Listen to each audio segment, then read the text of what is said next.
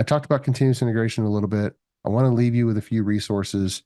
This is about the top 1/3 of our DevOps architecture poster that kind of places a lot of engineering practices and shows how the flow of a DevOps environment should look for your teams.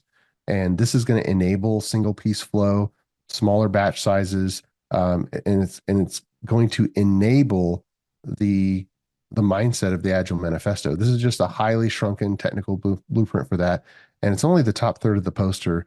You can't read the full poster, but if you would like a high resolution PDF copy of this that you can print out if you like, it's meant for a 2 foot by 3 foot poster. Then just send me an email or put something in the comments, and I'd be happy to get one sent to you. But as we close up, um, what we want is effective agile leadership, and effective agile leadership, it hinges on allocating capacity to new changes and features and changing the way the team works. And this ensures that the development team dedicates most of its efforts to value added work and minimizes unnecessary overhead.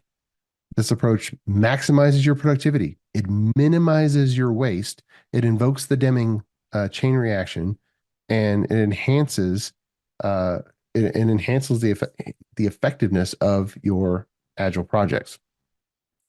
Um, Guiding a software department down the agile path with a focus on quality is your key to eliminating failed projects, or even underwhelming projects.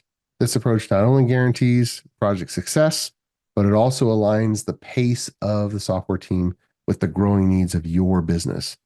And if you are on a path to adopt Agile, or if your team has tried to adopt Agile, remember the key thing is reducing batch size. All other discussions are discussions about how might we best reduce batch size while increasing quality and decreasing cycle time. But all the debate is not whether or not we should reduce batch size. It's how should we best reduce batch size. And Clear Measure can help guide you to be an effective Agile leader. So just contact us to learn more. And I thank you for your time. Hope you have a great day.